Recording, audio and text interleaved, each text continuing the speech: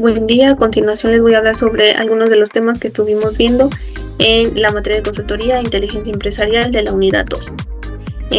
Como índice les voy a mostrar los temas de los que estaré hablando. Uno es las características de las pymes, la clasificación de las pymes, la problemática de las pymes. Como segundo tema, los stakeholders o grupos de intereses. También como tercer tema, diagnóstico organizacional. Dentro de este engloba contactos iniciales en la organización, métodos y herramientas utilizadas en la consultoría, validez de la información y elaboración del informe. Bueno, empezaremos con las características de las pymes.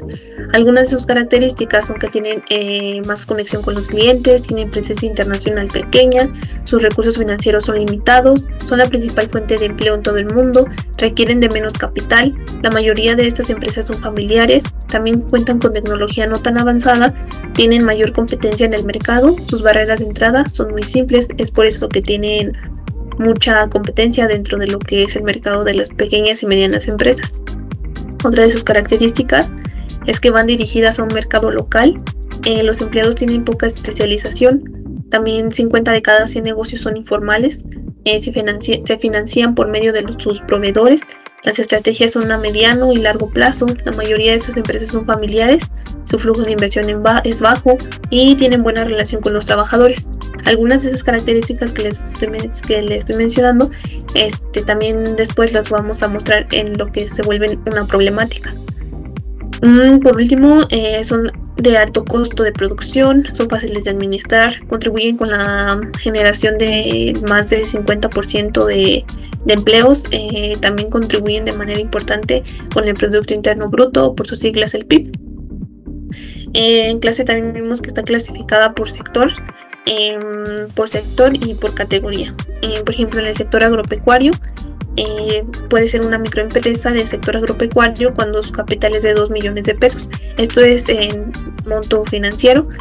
También, por ejemplo, en la industria y la minería se considera de categoría micro cuando tienen 7.500.000 pesos en su capital, y así sucesivamente. En comercio, servicios, construcción, en comercio, por ejemplo, de 9 millones, cuando son microempresas, 2.500.000 en servicios, en construcción 3.500.000. Es micro, se clasifican en micro, pequeña, mediana tramo 1 y mediana tramo 2.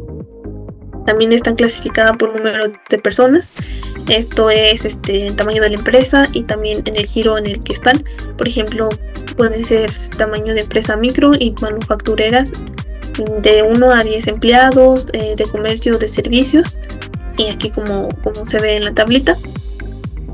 También vamos a pasar a la problemática. La problemática es que tienen falta de planeación. Al ser pequeñas y medianas empresas, empiezan como negocios pequeños y no cuentan con la planeación y con su misión y su visión escrita, y ya después no saben qué hacer cuando el negocio crece, y por eso muchas de las veces estas fallan o caen o se quiebran.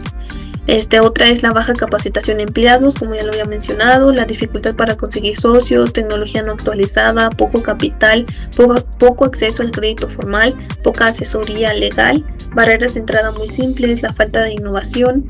También abarcan mercados generales, segmentos, pero no nichos, falta de administración profesional en áreas funcionales, no tienen misión y visión escrita.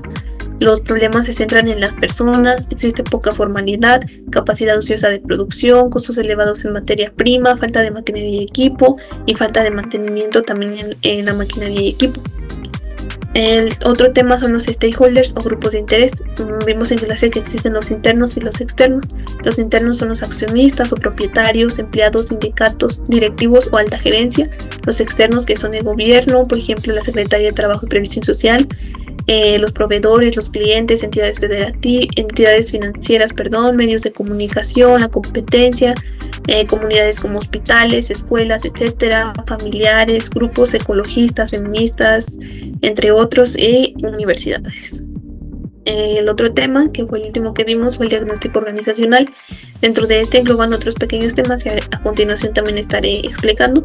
Dentro del diagnóstico organizacional vimos los objetivos del diagnóstico, métodos y herramientas utilizadas en la consultoría, técnicas de recolección y análisis de la información, como análisis de grupos de interés, análisis estratégico, metodología de la investigación. También validez de la información, planificación y ejecución del proyecto, elaboración del informe, presentación de los resultados del diagnóstico a los directivos. Como subtema están los contactos iniciales de la organización, que como mencionábamos se pueden hacer a través de conferencias con invitados influencers, o donde en una conferencia que se hable de algún tema, no específicamente ofreciendo nuestros servicios como consultor, sino por ejemplo en lo que vimos que en la semana FECA, donde validan conferencias, no precisamente de ofreciendo sus servicios, sino sobre algún tema de interés, conferencias en Copamex, Canaco, etcétera. Algunos tips es que antes de iniciar a trabajar como consultor para una empresa es importante firmar primero un contrato. Después se iniciará recabando información usando el proceso administrativo, que es planear, organizar, dirigir y controlar, y enseguida se empezarán a utilizar nuestros métodos y herramientas, que como vimos son las entrevistas, encuestas que preferentemente sean anónimas para que la información sea más pura, la observación. Esto es para recolectar datos, para después pasar a las otras herramientas o métodos, que son el FODA, que nos ayuda a acomodar, clasificar y analizar los datos, las matrices, que como vimos existen la MEFI, perfil competitivo, la MAFE y la BCG. Después se valida la información. Para validar esta información existen 3 pasos, que es la recolección de datos, después usamos las matrices y al último hacemos el análisis de datos con la información técnica y de campo confiable que nosotros mismos hemos recolectado, y al final se hace una elaboración de un informe. Este informe es ejecutivo, se compone de 2 cuartillas. Al inicio se hace un párrafo introductorio para describir el problema. Y eso sería todo. Gracias.